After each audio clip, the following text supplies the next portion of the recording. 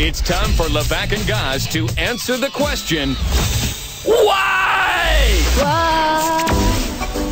Tell me why? Why? It is time for the Wednesday Why. We present the weirdest, stupidest, and sometimes just all-around things we can't figure out in the world of sports. Ask why, and then we try to figure it out. That's right. Here we go with the first one. Why did the Patriots ban Tom Brady's personal trainer from the team facilities? Okay. There's, in my mind, there's three possibilities. He's a snake oil salesman that they finally realized is no good for anyone, and they want to get rid of him. That's one. Two, he's at odds with the training staff, so in the interest of just keeping everything calm, Belichick is getting him out of there. And then three, he's feeding some kind of supplement to the players that he shouldn't be feeding to them, and they are cheating, and that is why he has to go before the NFL figures out that he is basically just a drug dealer. Man, I made it third. You did give a third. I made it third. I don't think the third one is possible. I don't think the first one is possible. The second one seems the most possible, plausible of the scenarios you laid out there. But even if that's the case, is that a good enough reason? Because I know what some fans are going to say. He's giving steroids to Brady? No. See, I said two, and you know I said two. No, the second part about the trainers, because the Colts had to deal with this in similar fashion to Andrew Luck. Hey, my trainer's telling me to do this. You guys are telling me to do that. Now I'm going to do something in between, and it doesn't work. Maybe that's their fear was that, okay, if Alex Guerrero's telling them to do this, but our trainers are telling them to do that, and our players aren't getting back in time, that's a problem. It doesn't seem like that. When I hear the stories and the details, it feels like there was stories is what I said. Oh. Stories. There's one incident that must have happened. One single thing that drove Belichick crazy. He finally tried avocado ice cream? I mean, I'm not going to knock it till I try it. I have no idea. I feel like it's an isolated incident is the reason he's banned. You don't feel that way. I feel like at best case scenario is Brady and Belichick don't have the relationship they once had, and he is not willing to give him the special treatment he once gave him. All right, we'll move on. Why is the NFL on Christmas Eve and Christmas Day this year? So we don't have to talk to our families. It's really sad.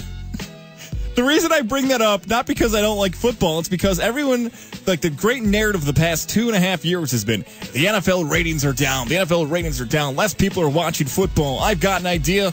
Let's put it on the biggest holidays in America and see if that helps. New Year's Eve, college football's playoff was on that, and they lost 40% of their viewership. I get it's a Sunday. I get they put it in prime time. But maybe they could have bumped it to a Saturday. Maybe they could have moved it around a little bit and moved it to the 23rd. I don't think it's going to have that big of an impact, but some people could say, hey, I didn't watch football this week because I was with my family. But I don't care, I guess. I mean, whatever. I'm going to watch it. You know I'm going to watch it. So, I mean, all said and done, it just gives us something to do. I mean, I feel a little bad for the players but they're still, they'll just do Christmas on another day with way more money than we have. The next one here. Why is Lavar Ball starting his own basketball league?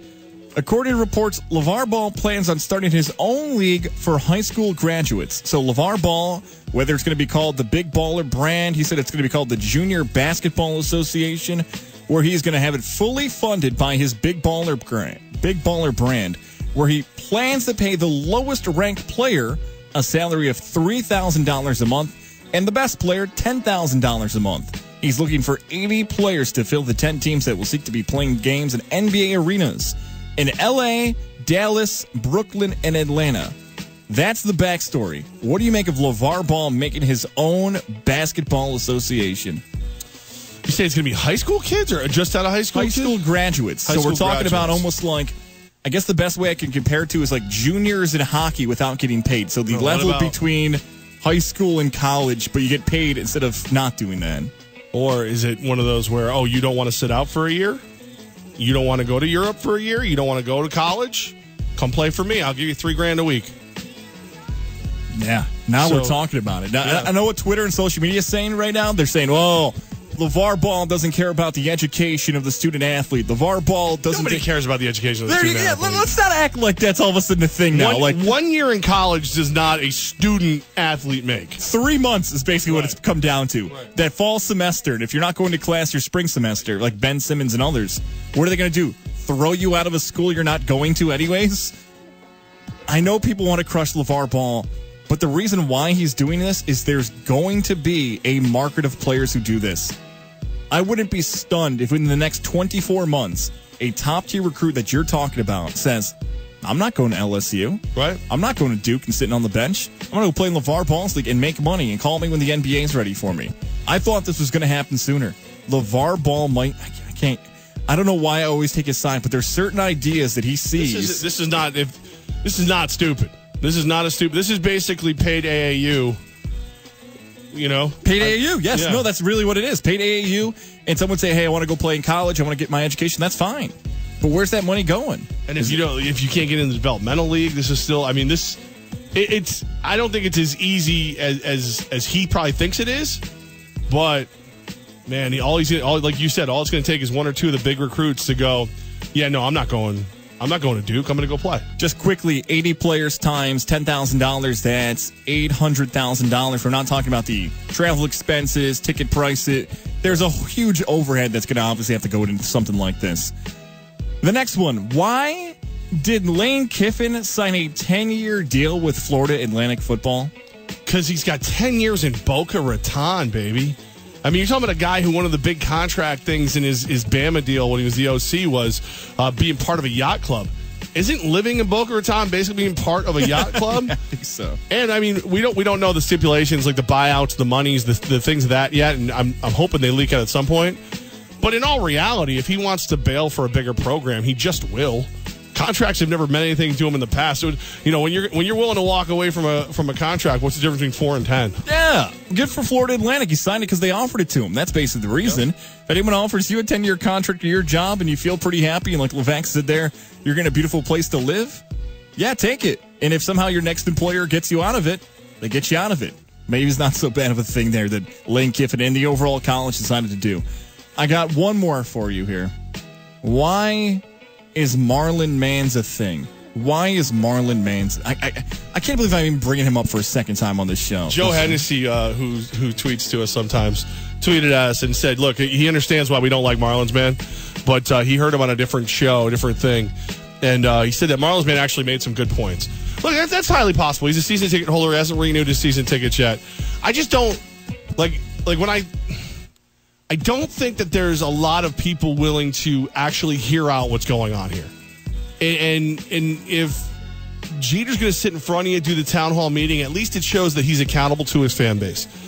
I'm a Jeter fan. I'm going to stay that way. I'm not a Marlins fan, so I'm not as hurt. And as a Yankee fan, this has worked out really well for me. So it's hard for me to get upset. But I just think if in 3 years we're looking at the Marlins going, wow, they have a top 5 farm system, and they're on the cover of Sports Illustrated like the way Houston was years ago. I think everybody looks at Jeter very differently and forgets all about this. I have a problem that Marlins man seeked out attention, and he got it, and it's not for a reason to improve something. I know he say he does stuff for charity and everything else. No, he wanted to be a celebrity. It worked. They gave him a mic. They gave him attention. And the biggest thing I criticized Marlins man about was that he did the "Don't you know who I am" to Derek Jeter. Right. The "Don't you know who I am." Do you know who I am? Right? Or did he say? Does it matter? Does it even matter which way it's phrased? It's a little. It's worse if it's "Don't you know who I am," or if he goes, "Hey, do you know who I am?" Would you ever say, "Do you know who I am" to Derek Jeter? I don't know any people on earth would. Listen. Just listen to the.